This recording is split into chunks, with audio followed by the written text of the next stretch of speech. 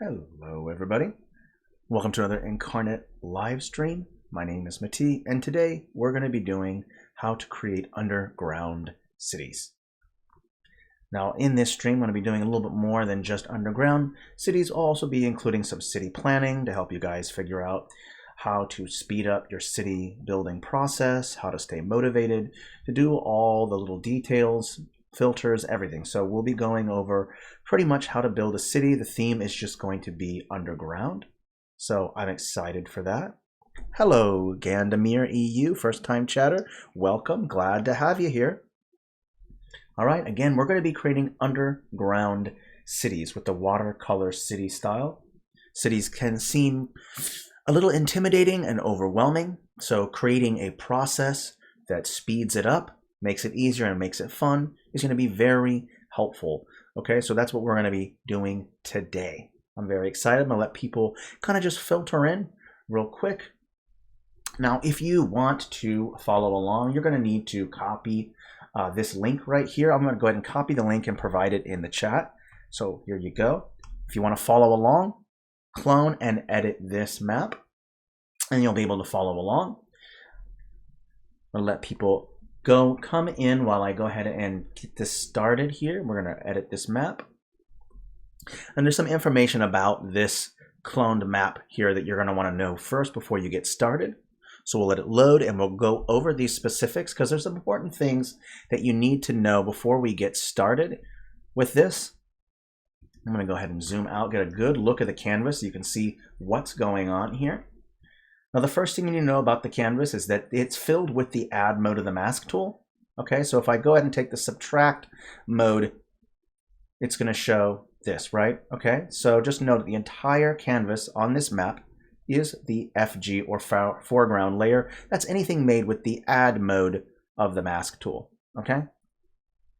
Hey, King Clown, welcome. Glad to have you here. Yeah, Gandamir. Yes, exactly. Negative space. We will explain that. Yes, I will absolutely explain that. Don't worry, we're going to go over all of the stuff about city building. So I'm excited about that.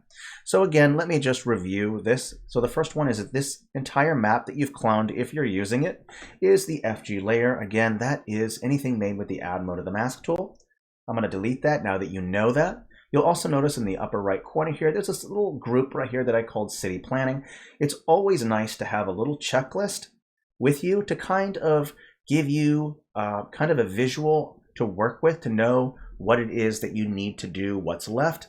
Now, something about this city planning checklist is that it's not in a perfect order, because what's going to help you in the process is not getting stuck on one of the processes alone, because then you'll feel bored, because working on just the layout and the streets for an hour or 20 minutes or whatever can get kind of discouraging and monotonous. So it's nice to switch between these different points in the city planning to keep you motivated and keep you going. Will these basic principles work for above ground cities as well? Absolutely, first time chatter. Absolutely it will. This whole city building process is going to help you with every map. The theme is just underground or dwarf or whatever we want to work with, okay? Another first time chatter. Hey, Mima Aldazo.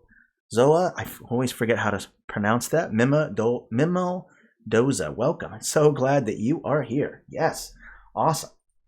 All right, so like I said, we're going to go over this city planning here, and we're going to do first set scale, okay? Now, I also want to remind you that we're going to use that subtract mode, and be sure to check all the settings first about this. We might want to turn off our smooth setting and set it to 8. And the reason why we're turning off that smooth is because we're creating an underground cavern, right? So when I place this like this, you'll notice you have these nice kind of jagged edges that gives it an underground feeling, right? And we really, really like that. Hey, first time chat, King Slayer Jr., welcome.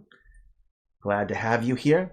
Okay, so as you can see right here, you got these strong edges here, and I've made the mask effects very specific on purpose, because what I've done, let's go ahead and take a look here. You'll notice that there's a white outer shadow that contrasts against the inner shadow, which creates the shadows of the walls, right? So I've made these very specific mask effects so that you kind of creates this illusion of jagged walls. and as well as the shadows and the contrast needed to make them pop out. Okay, now once you've kind of done the mask effects that you're going to use, because there's no room tool yet, but there's something that we're working on and we're excited to implement. I don't have a date for that yet, just so you know. But once we get the room tool, it'll be so much easier to make caverns with stamps. So that's why we're sticking with this mask effect instead. And it's more easily editable because you can just delete and add things as you go. So if you're not satisfied with the shape, then you can just go right in and make it smaller, make it larger, make it smaller. So using the mask tool is very, very helpful when trying to create an underground or cavern. Okay, that's very, very helpful. Now, once you've got those effects right, you can start working on the next step, which is setting that scale. Okay, now when you're setting scale, what I like to do is put down a grid first. Now, there's already a preset grid that I've already done here. I went ahead and changed the scale, the size of the grid, and I've also changed the color a little bit. Now, one thing that you'll notice that's really interesting about a little trick is that I've created the grid to where it only shows up on the add mode of the mask tool. The trick is actually really, really simple. I've made the background, or the FG, that's the negative space, okay? This black space will always be referred to as the negative space. The subtract mode that creates this cavern-like shape is going to always be the positive space, okay? So if you hear me throwing words around like negative and positive space, you'll know what that means, okay? Now, the trick with the grid is that because the background is pure black and I have a pure black grid, it won't show up on the black negative space because the grid is black, right? But I've also created a texture on the subtract part, or the BG layer, that is gray or has this kind of cavern-like effect at the bottom, and that pops out against that black grid, which I've also dropped the opacity a bit. So that's a neat trick that you can use, at least for cavern spaces, to where the grid only shows up where you want it to, because sometimes you don't want the grid to show up on certain areas of your map. This is that trick that you can use when you're making a cavern, right? So now that we've set that, we can go in and look at that size right here, and we can decide how many feet or whatever measurement you're using. If you're using imperial, if you're using the metric system, whatever it is. I'm an American, so I'm from the United States, so I'm going to be using imperial. And we could say that maybe each one of these squares is perhaps 15 by 15 feet. You can decide whatever you want. It could be 20 by 20. It's up to you, okay? So just know that the larger this increment is, let's say that's 50 by 50, the smaller your stamps are going to have to be. So the smaller, so if it's 5 by 5 feet, the bigger your stamps are going to be. Now, once you've done that, then you can go in and put down just one stamp for now. You don't have to worry about putting down a whole bunch. Let's just put one down first. Let's just put down one building. And let's put it up against the grid so that we can make sure that we have the scale correct. So let's zoom in. Now, if this is 15 by 15 feet. What this is this is just about, it looks like this is roughly 20-something feet wide and about maybe 17 feet, maybe 16 feet, or length, 16 feet width, and about 20-something feet in length, okay? So as long as you set that scale, then it's easy for you to figure out how everything is going to be, right? I always like to leave maybe just one stamp down for the time being, so that way I have the scale. Now it's already set to 100, so that's really, really nice. You can make the buildings bigger or smaller, okay? Just so remember, once you've kind of set the mask effects, you've got that grid down, you want to go ahead and decide what the size of the grid is going to be, and then you can set the scale for everything. So that's that step. Now I'm going to zoom out real quick, all right? And I'm going to show you how to start with the kind of cavern shapes that you want. I'm going to move this over to here, and I'm going to go ahead and take this city planning. I'm going to select it and just lock it, and I'm also going to drop the opacity and just make it look like it goes away, or I can just move it over to the side if I want, over to here. It's up to you. You want to move it to the side or just drop the opacity. Scale is pretty easy once you understand the first steps. So now that we've set that scale, we can start working on the cavern shape. What I'm going to do first is just go ahead and just remove it all. And right now I'm using a mouse so that you can, because I know the majority of people are using a mouse and not a tablet. So I'll use a mouse so that way it's on the same level with everyone else. I'm going to do, the first thing what I like to do is create the main cavern, okay? And the main cavern is going to have things like administration. It's going to have parliament or whatever administrative buildings. It's going to have maybe where your elite live. It might be where you might have temples and things like that. So the main space, that's going to be your main cavern, okay? And I'm not going to make it perfectly centered. I might offset it just a little bit so it's not perfect. And I'll go ahead with the subtract mode first and go in and create this first cavern. Okay, now you don't have to worry about making details about what the cavern shape is. Just start with your basic shape, and a nice little blob works just fine. I don't want it to be perfectly centered, so we will break this off a little bit to create some tendrils or something that are coming off of it. And as you can see, if this is 15 by 15 feet, this is quite a large cavern space. So plenty of room to put administrative buildings. If you feel it's not big enough, just expand it, make it bigger. Okay, once you've made the main cavern, then I might want to consider bringing the size down a bit and then creating some tunnels that lead to other sections of that underground city. One thing that might be nice is maybe creating a cavern that has an underground river, or what's called an aquifer. And we'll say that that underground river cavern space is tall enough to where you can even put maybe a ship, a boat, maybe a small skiff, nothing too big, right? But something that you can travel by boat.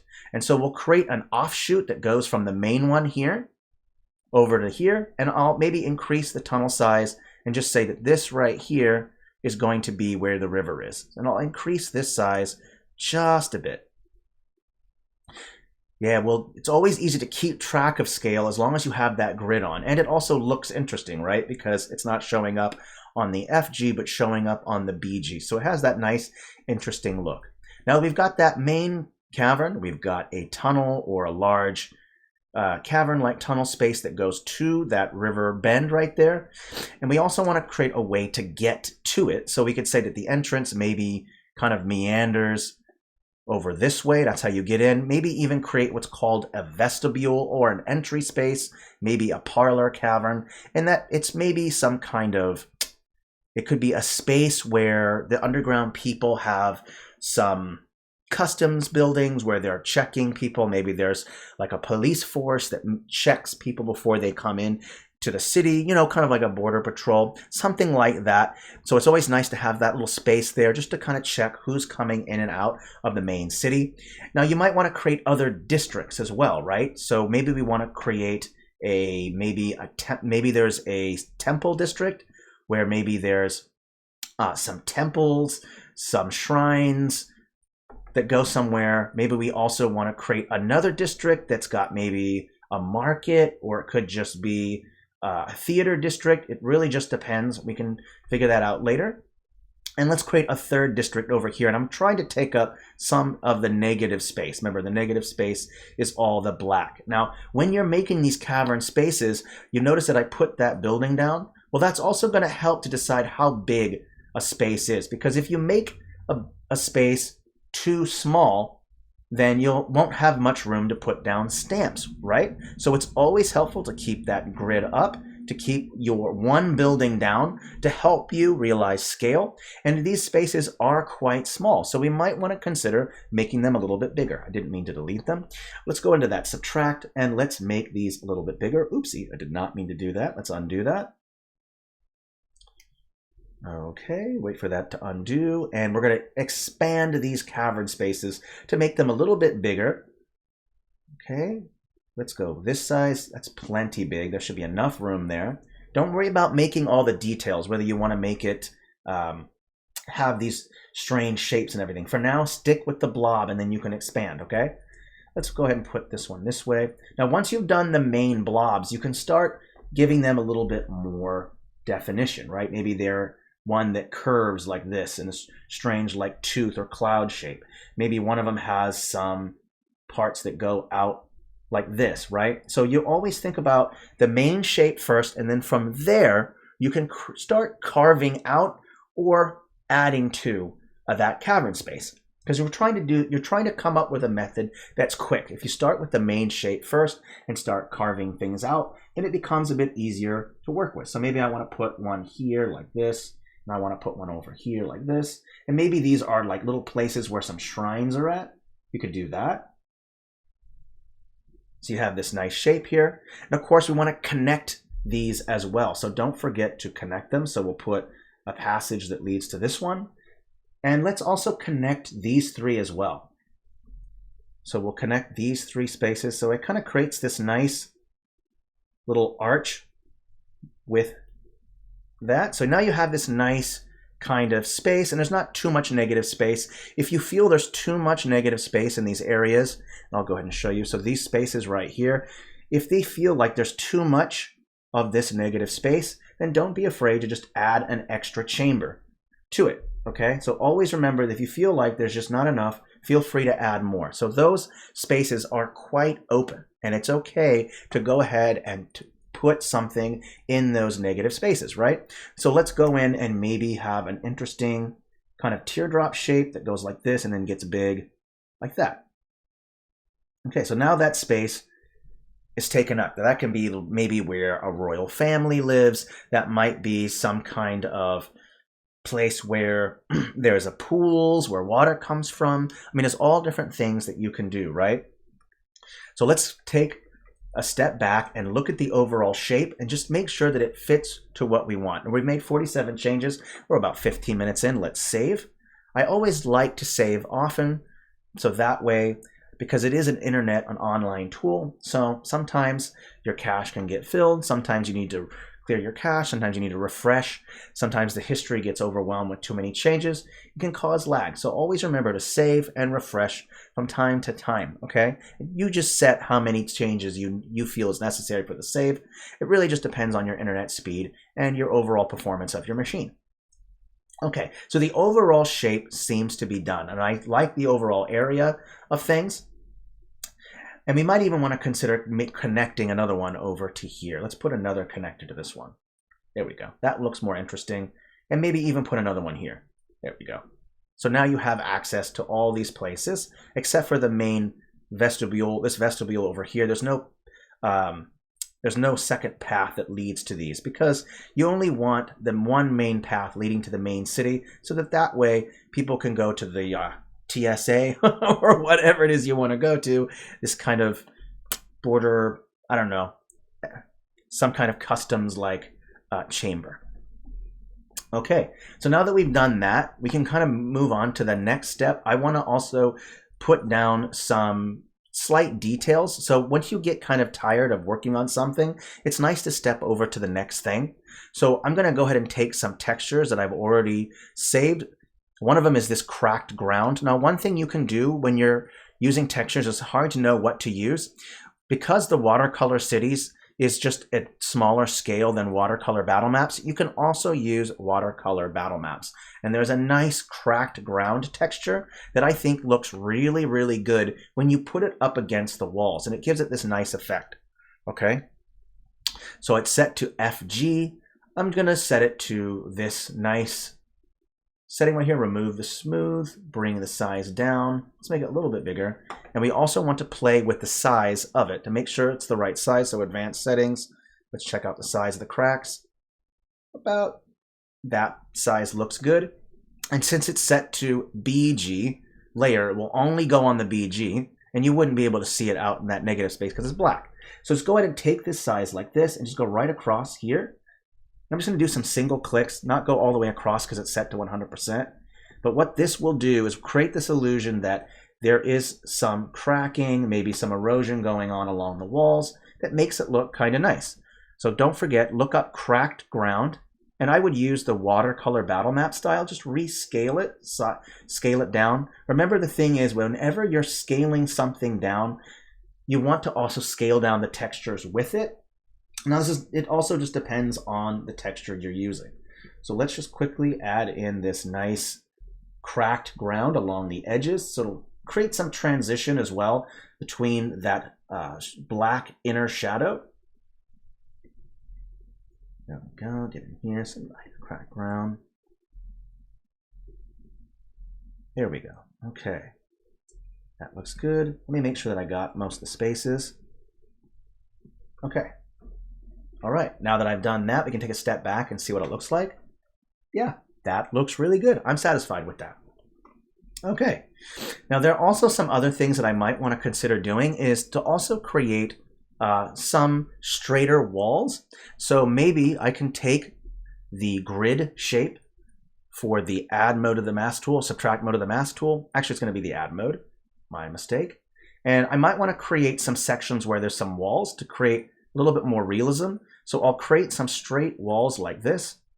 And what this also does is it's creating this illusion of, it's also trying to remove too much of the jaggedness. So it always looks nice to throw in some of these straight kind of walls. And it creates this kind of illusion that these are man-made or human-made or dwarf-made like walls here, okay? And we can go in and look at a lot of different things. You can put one here as well. So I'll put one right here, like this, and here. And I'm going with the grid. So there's some space. You're going to go in between here, or I can remove that and make it wider so people can go through it. So there's some nice wide things there. Okay, let me take a look and see if there's any other places that might be appropriate for this. Let's also put some here as well, because this is kind of the main chamber or the main passage that leads in and out. So we'll create some walls there as well. Let's take a step back and just see how it looks. Make sure it doesn't look too bad. I think overall that looks nice. Looks good, those sections. Always nice to have that. Now you can also use these to make pillars. And so first I'll go ahead and put down some roads because you're going to be skipping between different things in the checklist. Let's go ahead and review our checklist. Kind of go back to that. I'm going to go ahead and unlock that, put it over here. You can check it out. So we've set the scale. We've created some landscape and we've done some minor layout with that landscape. And we'll move on, not necessarily the next step, but to a step that might be helpful. So we'll go on to streets. Okay, and what I like to use is the path tool when I do that. Now, when you're doing city planning, streets and blocks like that, you need to think about the overall theme of the city first. So I'm making an underground city. I'm gonna go with a dwarven theme. Now, I really like geometry and geometrical shapes. So what you might wanna do is maybe create streets that are built around maybe some kind of a hexagon or an octagon, and maybe they're branching out from that. So it's always nice to use a few. It's always nice to have a few streets down to help you figure out where your blocks are going to be. So I'll go and push this to the side. For right now, it's okay to be there. We'll start with the main walking thoroughway, and the thoroughway is just where people walk, right? So let's go ahead and put a path down. I'm just going to do some minor changes to the settings, bring the size down. Okay, so the first step when you're doing roads is to first come up with the main walkways. We already know that this is the main walkway, so we'll have a street that goes through here like this, and then it goes into here. So that's step one. That's the main thorough walkway. Now the shape of this cavern is circular, so it's always nice to have a main loop in which people can walk. Let's go ahead and do that one again. So create a loop so that people can walk, right? So if they want, they can travel the loop, going around the loop, going to different parts of the cavern that also lead to other parts. So we got a road that leads there, a road that leads there, one here, and of course one over here. Okay, so those are our main thoroughways, right? Once you have the main thoroughway down, then you can kind of decide where you want other streets to be, or you can start putting down stamps right away. It's up to you which way is going to go the quickest. That's why when I said all these checks right here, these do not have to be perfectly in order, all right? You might switch between two because, again, like I mentioned earlier, sometimes when you're working on one of those steps, it becomes monotonous. You start getting bored. And so what you should do is once you've done enough of one step, you can kind of move on to the next one and then alternate back and forth between each step. And so that way you don't get bored, because you will lose motivation when you start to do the same thing over and over again. Don't do that to yourself, because then you'll want to quit. Okay, so keep yourself motivated, and by just doing different things in that list, jumping back and forth, and that way you won't lose interest in your project, okay? And that applies to whatever you're making, okay? Having a little checklist and jumping back between each one will help you to kind of make maps quicker. And that's really the end goal, right? You want to make maps quicker, especially if you're a DM or a GM. You don't have enough time to spend 5 hours on a map. So these steps will help you with that. Okay, I also want to do this little disclaimer. We're not going to be making the whole city, by the way, because there's no way we're going to get that done in a whole hour. But I will do every single step, not in entirety, but every single step to kind of help you understand the process of making that city. Okay, now once you've went ahead and made the main cities, the main roads, the main thoroughway, you can start putting stamps down or start working on the overall layout. Now, one of the things that I like to do is to pick a central building that kind of is going to be this, what I call a centerpiece. Now, that could be, if it's an above city, it could be a cathedral. The cathedral was generally the centerpiece of a large city, right? That's where people would go. It could be a temple. It could be a castle with a moat. I mean, whatever your centerpiece is, that's that largest piece. Once you put that down, then you can kind of decide where all the other roads branching around it are, right? So now when I think about an underground city, I might want to look at maybe some administrative buildings. Maybe I want to use a temple. It could be a number of things, right? So we'll go through the catalog and look at what a central building, what the best central building might be. And I think what I'll do is go ahead instead of wandering through the catalog, what I'll do is pick some just special buildings. So there could be some houses, special buildings.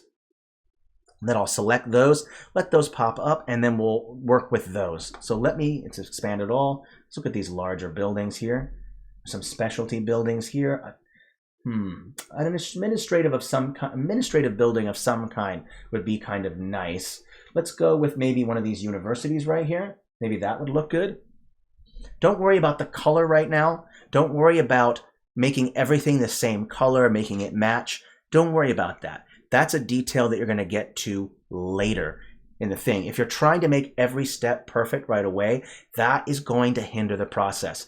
Just worry about putting stamps down. Doesn't matter whether they match or not. Doesn't matter if they look good. We'll get to that step of how making everything matches together later, okay? So I'm going to put this probably in the center, okay? It can be offset if you want to. I'm going to also switch over to segments, and I'm going to try to make at least some kind of shape of some kind that I like. It doesn't have to be perfect. I'm not worried about making it perfect. I just want to add in some kind of geometrical shape there so that way I have some interesting straight lines, because there's a lot of squiggly circular-like shapes on this map, and that can be a little too much. And it's nice to add in some straight lines here and there to kind of break that up. So now we have this nice geometrical shape, and I might even want to consider rotating. Sometimes it's not great to make it perfectly lined up with the grid. Just a simple rotation of 15 degrees or how many degrees can make it look more interesting, okay? So we'll throw that in there. Next, we'll put in some buildings that go around it. So those can be whatever it might be. Let's see here. We've got an Adventurers Guild. That will work just fine. I'm going to put that right here, and I'm going to put it right up against this one. And then there's a road that obviously is going to lead in between there. Always pay attention when you're placing down your stamps where your staircases are, okay? Because wherever your staircases are, you're probably going to have a road that's going to lead up to that staircase. So always keep that in mind. Let's go back in and add in some more buildings into this main area, this kind of administrative-like area. Okay, let's go ahead and put another one. I'm going to look carefully where my staircases are. Let's put one right here. This looks kind of good right up against there. And we're going to put in a couple of these specialty-like buildings, and a lot of it is just to fill in space. You can assign what everything is later. If you're assigning everything right away, you can get lost in the details. So for starters, just start putting down stamps. Don't worry about what everything is yet, because that's going to bog you down. The objective is to get each step going and to get it started, until you're pleased with it, until you don't have to go through all the various steps. Putting stuff down gives it a start, and then it kind of motivates you to keep going. All right. So again, get to the details later. Don't worry about trying to give everything a purpose quite yet. So give it a little bit of time first. Okay. Let's go ahead and throw in, I don't know, this artisan guild looks interesting. Maybe we can put that somewhere. Let's put it right here. Okay, so now we have these kind of buildings right here, and I might even want to play around with it a little bit. Like maybe we can even put in a square of some kind. So I'll maybe rotate this right here. This is that central space right here. Let's go ahead and select that. Let's take all my paths actually, and I'm going to group them, and I'm going to call them roads. And they're not going to be the permanent roads. You're going to probably paint those on later, or you could use the path tool. Just, it's up to you how you want to go about doing that and how much time you have, okay? Let's put these up against the road parts. I think this is a good idea. And then we can put like a square or something in the center, right? And this way, it won't be perfectly centered as well. So let's put that up against here like this. A giant mushroom garden. Okay, you know, that just sounds awesome, okay? That just sounds great. I'm kind of in love with that idea. Okay, let's go ahead and put some buildings there. We can put a square in here, or we can put in all kinds of really interesting things if we want to. Let's go ahead and open up that catalog. There's some interesting things you can put in here. You've got these stadiums right here, and I think these stadiums are really interesting. You could put that in another section, or you can use it as the central piece. In the center, I know that it's absolutely massive. Look how big it is if I just put it right there. It's absolutely, this is the whole interior right here. It's so huge. Might even have to scale it down, right? Just to make it fit into here. Would be an interesting part, right? You go into that main thing, and you could even make this not be a coliseum. It could even be like a park or a quarry. Yeah, absolutely. You know what? Let's do that instead. That might be more interesting, right? Let's do that. I actually like this. This could be a number of things. It doesn't have to be a coliseum. It could be built into the ground too, right? Maybe this isn't a tall structure. Maybe it's going down into the ground, right? So that might look interesting. One trick that I like to do is maybe make it look like it's on the ground is to select it and to turn off the shadow, because the shadow is going to give it contrast and make it pop out. So let's remove the shadow, and let's also change it to a luminosity blend mode as well. So that way it kind of picks up that same color as the background there. And we could also even change the brightness. It is quite bright in comparison to the texture on the ground. So we'll bring it down a little bit, and we'll pretend that this is actually going down and not up, okay? And what can help with that is to also throw in some staircases that make it look like it's going down into that central area. Now that could be so many different things. That open space down here, this open circular space right here, could be a market. It could be a fountain. It could be a garden of some kind. It could be anything that you want. So it doesn't have to be an arena, right? It just looks like an arena. But whatever you put in the center of the arena is going to make it look like something else, okay? Now, as you can see, there are stairs going down to go into the arena here, so we know how that's going to go down. So we might want to put some paths connecting to where these staircases are going down, right? Of course. All right. So we'll probably turn that into a market in a little bit. We won't do that now. Let's do that later, okay? So let's move this back over to here and fill in some more space into each area. So we've designated this as possibly a market. We just don't know what we'll put in the center yet. Let's also build the kind of religious center. This could be the religious center right here, or maybe this central one right here.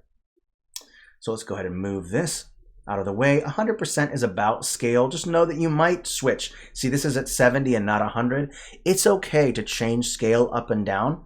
Just be sure that you don't change the scale so drastically. And the reason why is because of the line work. Okay, if I take this stamp right here and put it next to this one, you're going to notice that the line work is relatively around the same thickness, okay?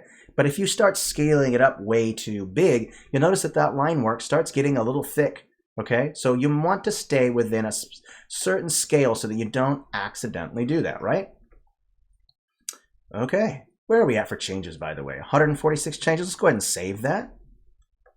Sweet. And we've only gone in 35 minutes. Sweet. We're getting a lot done for just 35 minutes. We're going to go ahead and throw down the other buildings and all the other cavern spaces. We're not going to worry about doing any kind of details because that's going to be time consuming and we don't want to do anything monotonous. It's going to make you lose interest, right? So now let's go in back into that catalog. We're going to pick some specialty buildings. Now there's all kinds of things. You've got some cathedrals here. We've got a church. We've got temples, smaller temples, so lots of options, right? So maybe we want to create a central temple, a larger one, right? It's going to be in the center or around there somewhere. And then let's have it facing, let's rotate it just a little bit like this so it's not perfectly lined up with the grid. It's always nice to rotate things just a couple degrees to give it a nice kind of feel to it. So we've got that main temple there. Now that we've got that main temple down, I can kind of go in like this and it's going to lead straight. Let's go ahead and do free draw, my mistake. Oopsie, you know what? Actually, I'm going to go into the road section and let's do it there instead. That might be a wiser idea. So let's go in, pull it down a path that leads to the main route. Don't worry if it's kind of weird looking. Let's also create a circular route like this. Okay, and then we can put a series of buildings that are going to be maybe in that loop. It could be priests' quarters, acolytes' quarters, whatever it is that you feel that a temple area will need, right? So we can go in and just take some normal buildings or maybe create several shrines somewhere. We can do that too. Let's just do this smaller one right here. Okay, we got this nice small shrine here. A couple options here. We can put it up to the side right here. I think that looks good. And then we'll create some smaller buildings for people to rest, to go to. So we'll go up into these ones right here. Let's go single buildings. I'm just kind of going with red for right now. All right.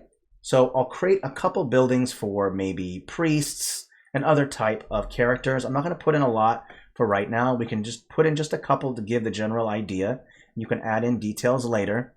Remember, always just start with a basic idea first, and then you can expand from there, okay? So I want some buildings kind of lining around the loop, just like this, so that way there is some structures. Okay, maybe this is going to be the house to maybe someone who works at that shrine there. You can put another one over here. And then we'll put in some specialty buildings around the sides as well. Let's put a couple here about the same. There we go. Okay. All right, let's take a step back and just see what we got so far. All right, take a step back. Yep, that looks good so far. You got some buildings in there. Let's also just go ahead and, oopsie, I think I accidentally put in some buildings with the roads as well. Oopsie, my mistake. That is going to happen, I guarantee you. You're going to accidentally start working within a group that you didn't mean to. Oopsie, that will happen. So I'm just going to copy paste outside of the group so it's not inside of it. There we go. Put that back where I found it. Mistakes happen, don't worry about it. It's just a part of the process, so don't worry too much about that. Let's go back into those roads and continue making a path because it's hard to know where to place things if you don't know where the roads are, right? So let's go in like this. We're gonna have it go all the way to here, and we want this main road to connect to there, of course, right? And so we have to decide what each cavern is. So this cavern right here is a temple district. It's okay to label things if you're not sure what things are. So just go in and just put temple district. It's always nice to label things, and you can always delete it later because this is not going to be the main label that you're going to be using. It's just there to remind you what each thing is, okay? Let's put down market right there. That's perfect. Okay, let's also figure out what we want to be up here in this section right here. Lots of different options we can choose from. These little alcoves right here, that's kind of nice. Let's go through the catalog here. We might want to have maybe some kind of pure residential area for just regular people. That can be both here in this market space and in here as well. Okay, because remember, the more houses you have, the more areas you have, the more buildings you're going to have. The more buildings you have, it's going to mean a larger population. Okay, you're going to want to figure out, if you want to know what the exact population size, you're going to count how many houses there are, and you're going to also figure out how many people live in each house, if you want to do an exact population. Okay, if you want to do, like, let's just say a little census there. Okay. All right. Let's take a look. I'm going to do residential, I think. Let's go back to this one right here, because sometimes when you get confused about a cavern and you're not certain what to put in there, go back to a cavern that you already know what's going on. And that way you won't get flustered and like, I don't know what to do in this cavern. I don't know what to do. Go do something else, right? Of course. Super helpful to do that. So let's go in and take some of our structures that we had here, and we might want to go ahead and just kind of put them nice and snug up against some areas. So you can put one there if you want. I think we also had another structure here. We can put this in and just put them nice and snug right against your cavern area. Don't forget to absolutely focus on what side those staircases are on. That's super important. Please do not forget that. Okay, let's go ahead and take a look at our other guilds. We can throw in a couple buildings here. Let's look at our staircases and see where they lead to. Let's put some over here. Let me take a look. There's a nice space here. Let's put that here. So basically what you have are some important structures that are going to be maybe some kind of infrastructure buildings. So we'll also add those in there. Okay, and then you can take those single buildings and start putting them in. And there's also, don't forget, blocks, because single buildings can be frustrating. The general method that I do when I'm making a block is, first, I put down a large stamp first. It could be a university, it could be a guild, or whatever. Once you've placed down these larger stamps, then you start putting down some smaller block stamps. So these blocks, and what you do is you just fit them to fit in nicely. Look for a space, look where they might fit, okay? This one might do well here. You see how these are kind of fitting in those spaces? Perfect, right? That's what you want. You want these to fit in those spaces. You might have to do some minor rotating. Don't worry about making it perfect at first, okay? That might work well there. This one would probably work a little better right here. And what this does, it just makes your life easier. Instead of putting down these little tiny little blocks, little tiny single buildings, which is going to be extremely frustrating, all you need to do instead is put down some of these kind of different smaller shape. We're going to go ahead and rotate through these to look for one that might fit in here. If they don't fit, then obviously that's where you're going to put some of your smaller buildings. Okay, this one should curve nicely against here. That looks nice. Go back to those single buildings, right? And once you go in there, you'll realize that you have less smaller buildings to put down because you've already filled in with some larger stamps. Okay?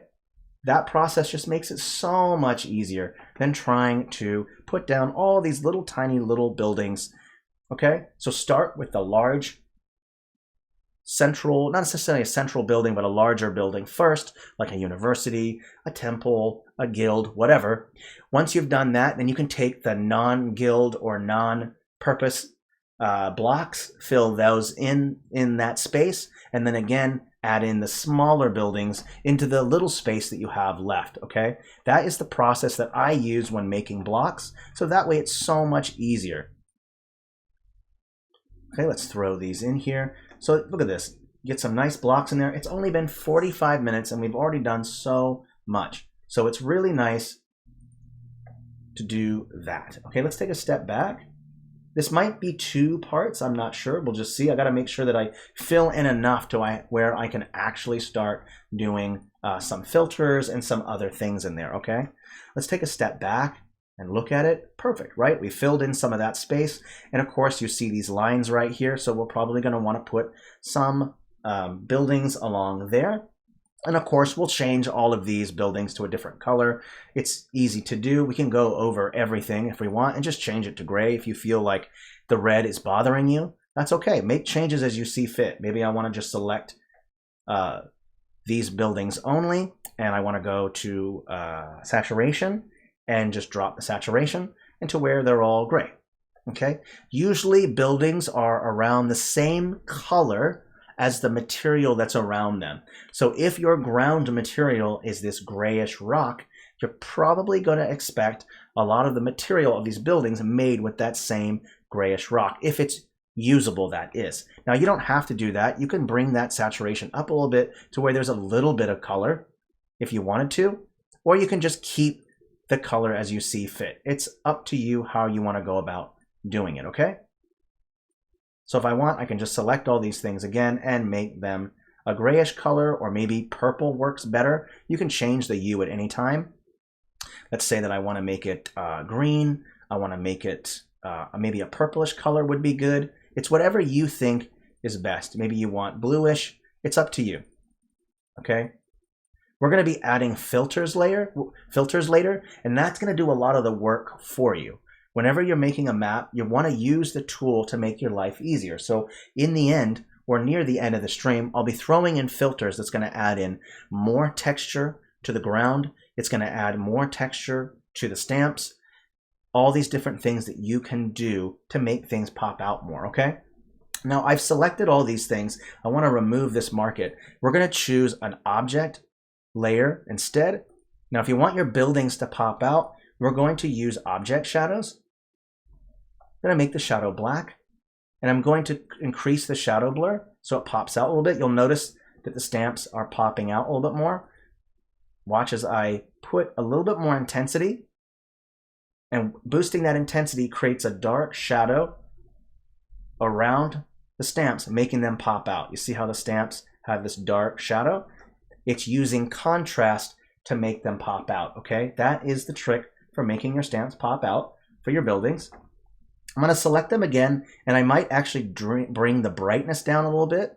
We are underground, right? So things are not going to be very bright because there's no sunlight. So I might want to consider bringing the stamps brightness down just a bit, and we'll be adding a light source later to make those pop out, okay? All right. Now that we've done that, I probably can delete. I'm going to probably delete some of my paths. I no longer really need them. I might consider doing something with them. Let's go ahead and select all. Where's my path, my roads? Well, let's keep them actually a little bit longer. Let's just bring them down to a -5 layer, so they're not on top of my stamps, because they look kind of odd, right? Where are we at for changes? Let's just go ahead and save. Okay, so now you understand kind of the basic process, right? Let's just quickly review that while this saves, okay? You go ahead and put down, you're going to set that mask effects. Now, these were all preset, and now that you know what the mask effects are, you can use them on future cavern maps, regardless of what kind of map it is, a city, a cavern battle map, whatever it might be, right? Then we set down that scale. We put a grid down. Remember, we made it black, and we dropped the opacity.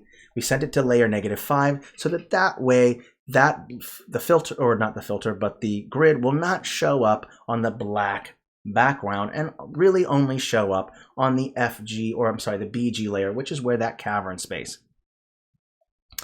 Unfortunately, the Macs do not allow with OBS, which is the broadcasting or the streaming tool that I uses. Mac does not show you the mouse, unfortunately. I don't know how to fix that. If you have an idea, if you have a way to allow that to work, please let me know. But unfortunately, according to the internet, Macs cannot show the mouse with OBS. I don't know why that is. I'll see if I can maybe fix that in the future, because I'm not going to switch to a PC. But yeah, I do apologize for that. A lot of people have mentioned in that, and I do understand that that is frustrating if you can't see those things. So I do apologize, okay? All right, let's go ahead and do the river part. And this underground river part is going to be kind of fun. So we're going to pick a texture, and I'm going to remember that, let me take a look here. Let's switch over to here. We're switching to, let's remove the softness I don't think I need that. I'm going to make it just a hard, flat edge. I'm going to make sure it's set to BG. And we're going to create a little river, or what's called an aquifer. Okay, there we go. And I'm going to put maybe just some boats down there as well, just to show that it is kind of a route that can be used. So I'll throw down some boats. Now, I just want to also kind of emphasize that this is not the only way to make a city. This is just the method that I use that makes it go by so much quicker for me. So this is just my method, and it works really well for me. Let's just put down some boats just to show that, hey, this is what is going on here. This is a river with some passages. Okay, we're going with 100 scale. Let's just throw a couple in here. There we go. So now you're aware that this is a river with some routes that goes this way. We've got that market. Let's go ahead and, now that we've kind of broken down how you're going to put down stamps, put down roads, we can also play with a couple more things. So this stream might be just a little bit longer, just maybe 10 minutes longer. I want to show those last couple things that you do. Let's just pretend that the whole thing is filled with all your blocks. Then you want to move on to your next step, okay? And that is to throw in some details. And what I like to do for details is just to use a shack. Okay, these shacks are really great for smaller. They could be like an outhouse.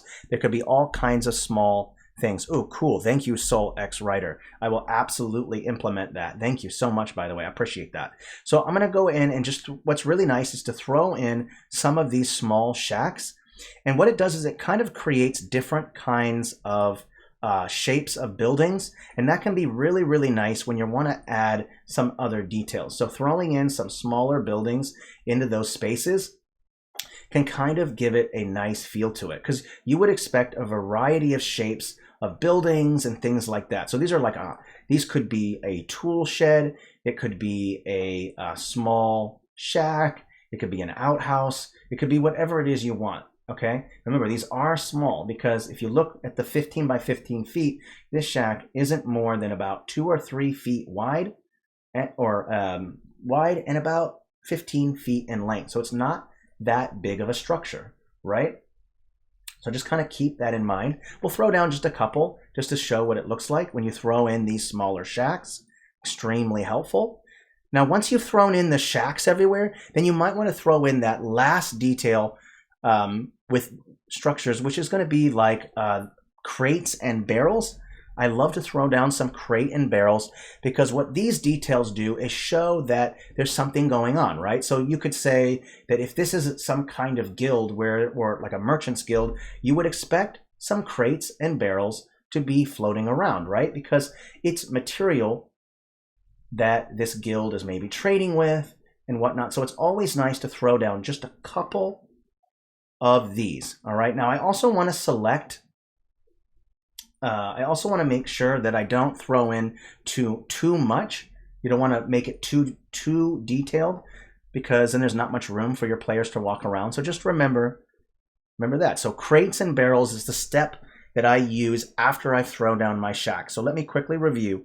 Larger structures first, medium-sized blocks, smaller individual buildings, then throw in your shacks, then throw in your crates and barrels, right? That adds in a little extra bit of detail, right? Looks kind of nice to throw in some nice details. I even like the brown against the blue or this purplish color. It kind of gives it a nice feel to it. And I might even want to select all these. They are a little bright, so I can go in and just select all these stamps and just go in and just drop down the brightness just a little bit, okay? And especially in tight areas like this, there's not much lighting, so you might want to drop the brightness down even more. Now that's something that I would recommend that you do last. Don't worry about lighting and shadowing and what buildings will be darker and brighter. Save that for last, or just do little segments of a time, because if you're doing it all at once, again, you will lose motivation. So it's always good to kind of do those details a little bit later. So this is looking nice so far. Let's take those crates and barrels, and let's also drop the brightness down just a little bit.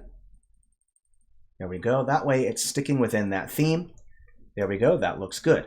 Okay. So you'll see that this space is nice and busy. You've got some blocks here, you've got some shacks, some large crates, barrels, or chests that you would kind of expect in a kind of, maybe let's say that's a merchant building, then you would have that, right? So knowing what kind of details to put around what building, you're going to decide that when you figure out what that building is, okay? Again, for now, just throw down the main stuff so that way at least you have the city. If you've planned it all out in the beginning, that works too, but that will take a little bit longer. But if you start putting down everything right away and start getting to that process, then you can start adding and deleting things as you go. So remember, this method is just to keep you motivated and to keep you going, okay? So we've done that, okay? And then what I like to do next now is to throw in some lamps, okay? Now, when it comes to lighting, it's hard to decide.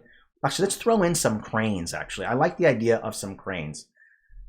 Yeah, there we go. Let's throw in a crane. This is kind of a dwarf or kind of underground city. I would expect some cranes maybe floating around. So let's just throw in a couple real quick. Remember, think about what kind of building, what kind of function a building has, and would it likely have a crane? Would it have maybe an open space where there's some crates and barrels, right? Maybe you should put those next to that. Maybe put one on top of one like that because it's holding that crate, right? Okay. Let's go ahead and throw in some lamps and lighting. If you're having a difficult time figuring out where you would put your lamps, don't worry. I'll show you how that's going to work. Okay, with a lamp, there are going to be a couple places, obvious places that you're going to have a light source. One of them is going to be along your main thoroughway, right? You don't want your main route to be dark, right? You want it to be visible for people to see. So what might be a good idea is to throw in a couple in some simple areas, maybe each one of these corners here to light up that space. Always a nice idea, so let's throw down some lamps. That's pretty much the easiest places, or the number one spot that I would recommend lamps. Okay, so some obvious lighting here. Also think about some of the buildings. Some of these buildings might be very important structures. You're going to want to put maybe some lamps next to those as well. So put a lamp right next to that staircase entrance there, as you would expect.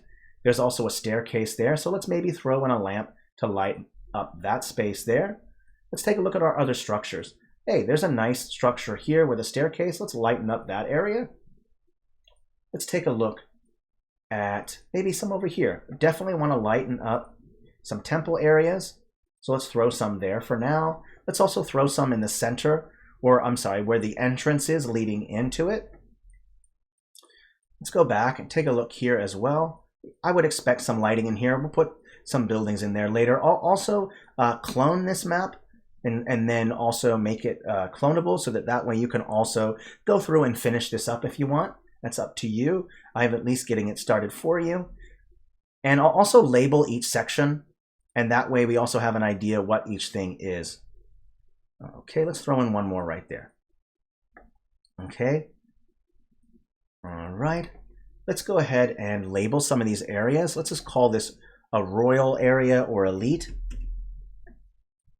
Okay, let's just call this customs over here. Oopsie. Hold on a second. There we go. There's two elite sections. What's happening here? Oopsie. That, I don't think I meant to do that. Oopsie. That's a boo-boo on my part. Okay, there we go. I'm just going to put a label on each one so that way people have an idea of what it is. Customs. Perfect. Put that there.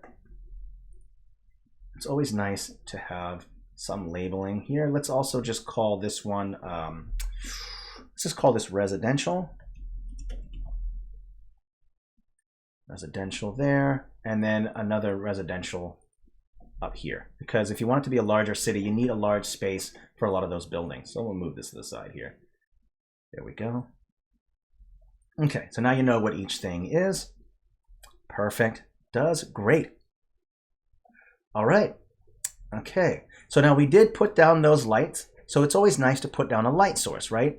Now your light source doesn't always have to be the same color. what's really interesting is that you can change the mood of a place by deciding the light color. Okay, so if you want an eerie blue, you can throw down blue. If you would prefer to just make it a regular whitish color, you can do that. Lots of different options. So the color is going to decide the mood, right? Always think about that when you're doing it. So I might want to maybe select this, go down to my advanced settings down here, and we're going to go to filters and hue, and we can go through the various colors, green, orangish color, lots of different options. It really depends on also what color your buildings are going to be and if that's going to complement those buildings. If you're going to have them be gray, any color will work. Doesn't really matter, right? But it depends if you want to set a mood, right? Let me just go through the various colors. The standard color that you would kind of expect would probably be kind of a orangish, yellowish color. That could be your standard. I'm going to put them on layer 5.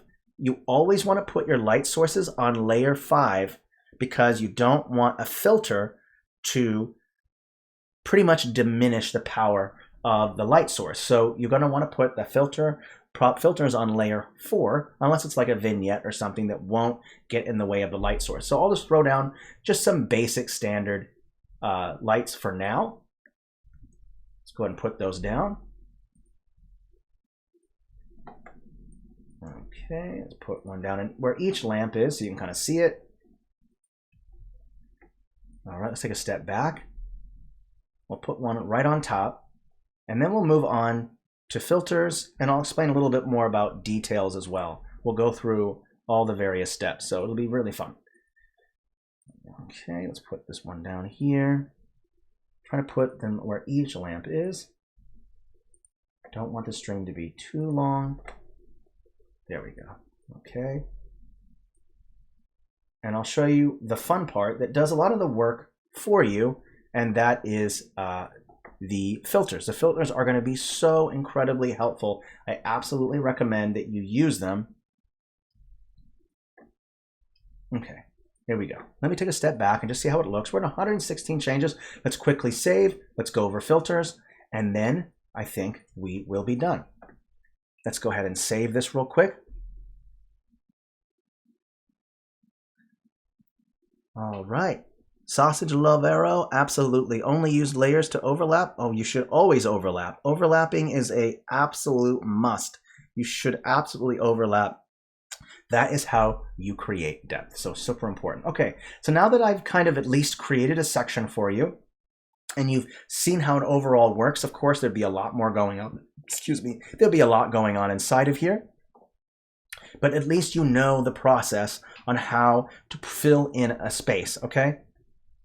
Let's go over to filters. Now I'm going to go ahead and show you real quick what I mean by if I throw down a night filter like this, you'll notice that it's on layer 4. We can bring it down another layer.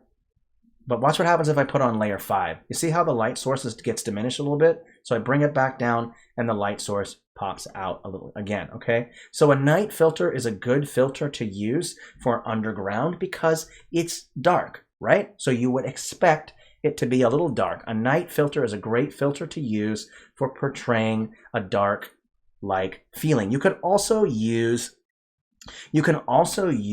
an HESBC filter and just drop the brightness down if you want, but I actually like to use the night filter because it does add a little bit of a bluish kind of tint, and I think that looks kind of nice. Oh yeah, doom and gloom looks good too, but since I'm kind of going with a dwarf theme here, a dwarven theme, I'm not going to go with doom and gloom unless it's like a ruined dwarven city that was taken over maybe, and then putting that ruined filter, that kind of doom and gloom. So your filter will always help you to decide kind of the theme.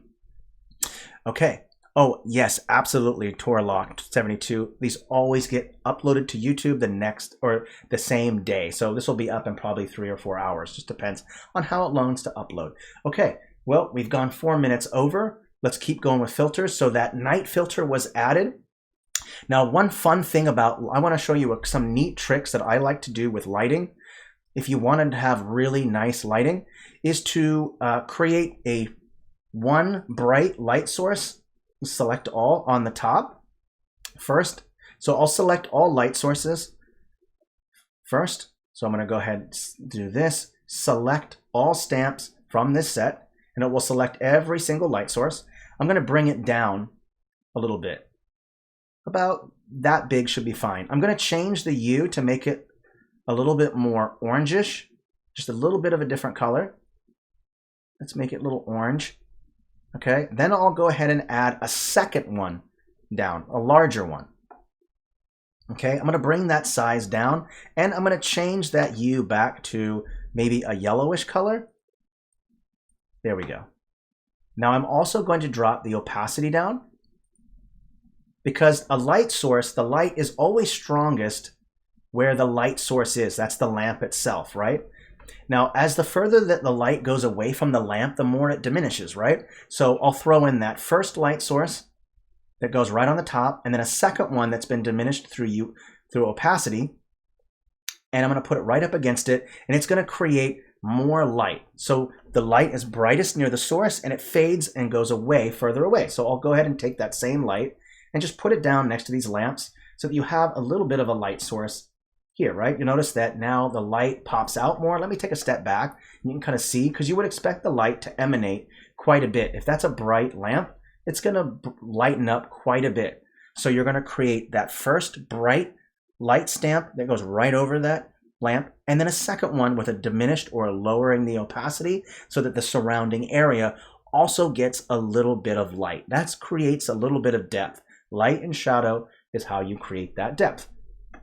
Now we also want to play a little bit more with some more filters, right? Look how plain that ground looks. You see how there's not much? It's just kind of a grayish color, right? There's not much going on, right? Well, instead of painting your texture, instead of painting all that, you can just use a texture to do the work for you, right? Why do all this extra work? So go into your Add New Filter. You're going to go to Texture Filters, create a custom filter, click that. You're going to open up that catalog. Now, what we're going to do first is we're going to search all styles. You're going to click that toggle, because the way that filters work is there are specific filters assigned to specific styles. You're not going to see all the filters available to you right away. Okay, so click Search All Styles, and then you'll notice that some more options popped up. Go to Parchment World. Okay, you're going to see this called Old Paper. Go ahead and select that right away. Now I'm going to bring it down a layer because I don't want it to be on top of the light sources, right? Now you're going to go to Blend Mode Overlay. Okay, and you're going to notice that there are some nice artifacts now on the ground. Let me turn that filter off. Flat. Let me turn that filter back on. Some texturing. And you didn't have to do any painting or anything. Just one filter, Old Paper, change it to Overlay, and then there you go. You have your nice texture already down in that space, so that way it doesn't look weird, right? So very helpful to use filters. Now there are some other things that you might want to also do when it comes to filters. There's some things like, let's say that your stamps don't match. Let's say that they're not the right color, or they're all varying colors and they're not matching because there's so much color diversity going on in the map that it kind of confuses the eye. So using a stamp to kind of create this thread of continuity is very, very helpful. So we'll go back into filters. We're going to add another one, and we're going to go to color filters. Okay, I'm going to click plus because I want to go through all the various options. Now clarity is always a nice filter to use, but I'm not going to apply it here. Instead, I'm going to go through some different ones, go through the list and see which ones look good, because sometimes you have to explore and play around with things. Faded looks nice. It kind of fades things out. You've got a sharpness here. There's a sepia, which is going to add some kind of yellowish kind of feel to it. And you can always drop the opacity down, so that way it's not quite as bright yellow. But I'll leave it all the way up for now. I'm not going to pick sepia, but I just want you to see how filters are incredibly helpful when working on a map. You don't want to do all this extra work. Let filters and the tool do it for you. There's grayscale if you want to just make it gray. You can make it just black and white, less gray. You can add in winter to give it some more blue feel. You can add red sky to give it a more reddish kind of feel to it. You can go with that night scene, which we've already got on there in a texture filter. There's overcast, which is going to add some blue. There's parchment, which is going to make it very red. And there's kind of this cold and warm, okay? Which I think cold and warm is a really nice filter. And I think it really kind of helps. It complements these orangish colors, but it also complements that blue purplish color on here. So cool, warm works really well. Let me turn it off so you can see it again without it. Let me just take a step back. Let me go back to color, and you're going to notice cool, warm. Watch when I turn it off. Right? But adding cool, warm is going to add some purples, and it's also going to make some of that light pop out as well. You can bring it down layers so where it's not affecting the light, so you can do that as well. Watch what happens if I switch the layer. Now it's on top of the light, diminishing a little bit. Now it's underneath the light source, so that way it won't diminish too much. You can bring it down another layer if you want. So it's up to you. Remember to play with whatever layer you want. This is Inkarnate.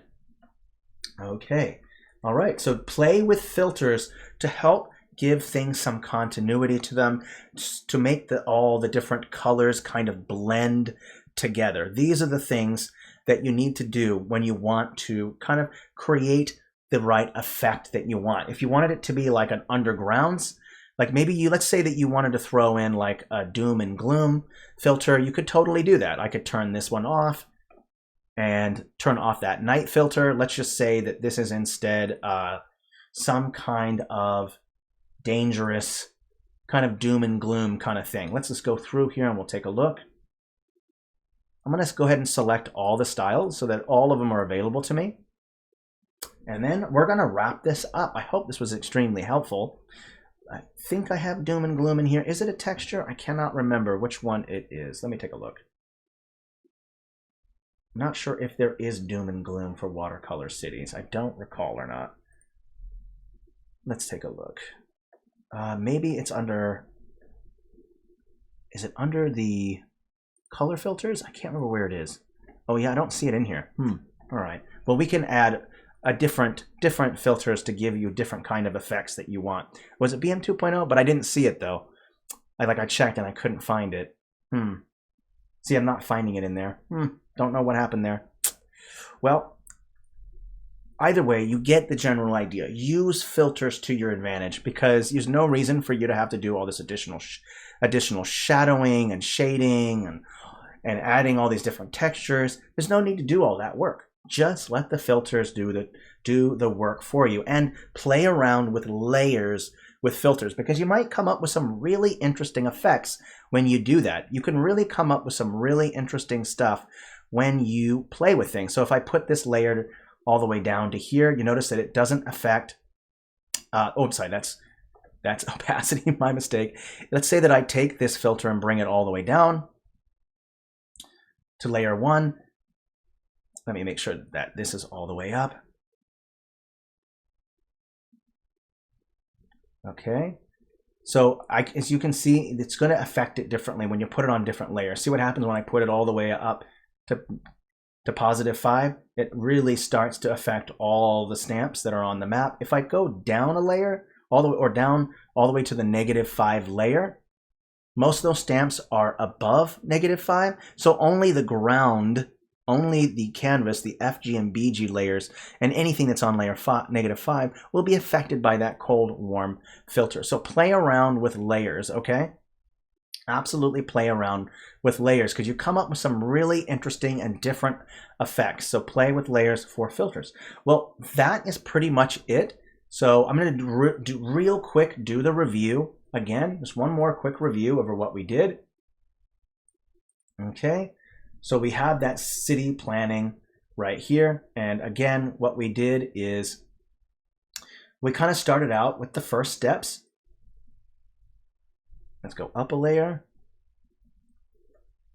So we have city planning. You're going to setting that scale. Remember, we use the grid. We set it to 15 by 15 feet.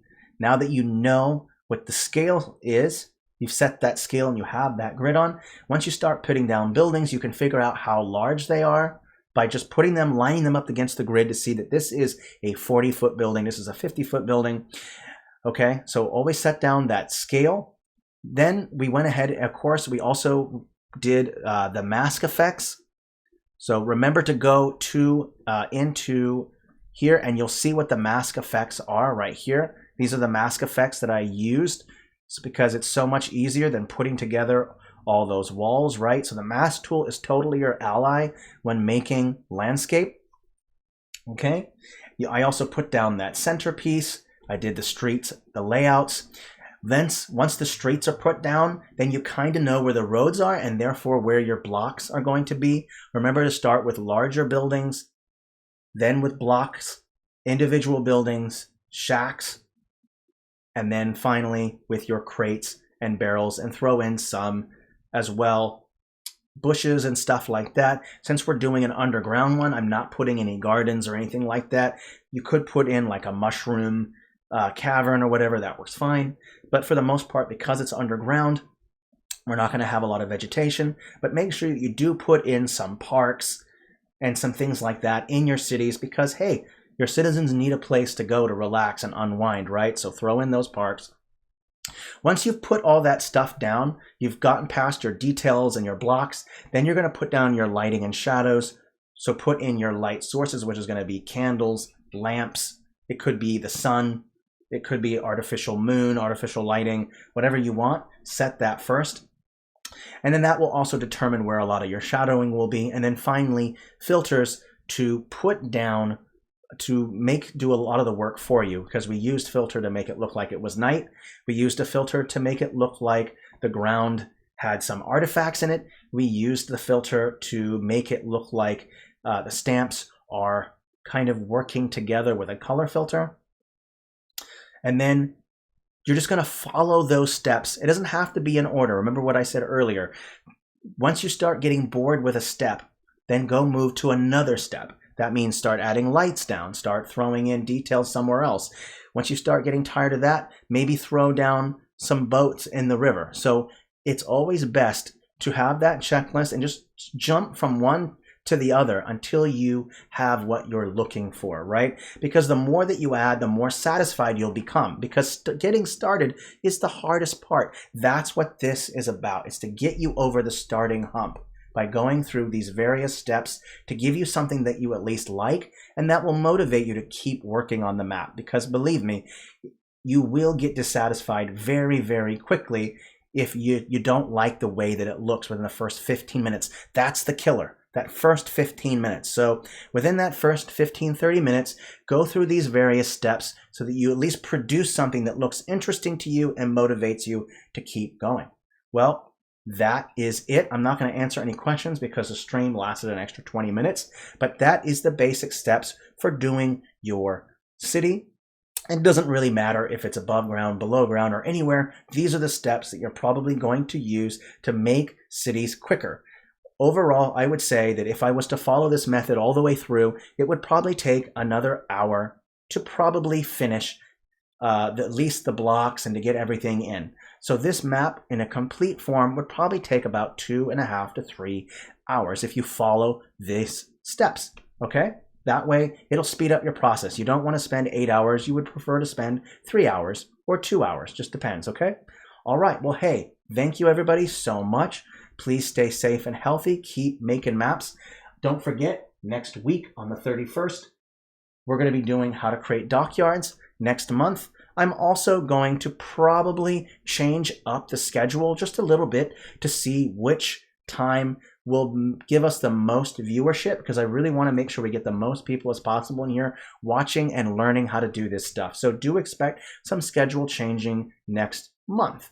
All right, well, hey, you guys are absolutely awesome. Really enjoyed this stream. I hope you found it useful. I will make sure to make this map clonable, so if you want to continue doing it, continue working on this map, you absolutely can. Again, stay safe and healthy, merry map making, and I will see you all next stream for how to create dockyards, Wednesday, 10 a.m. PST. All right, until then, enjoy your map making, all right? Auf Wiedersehen.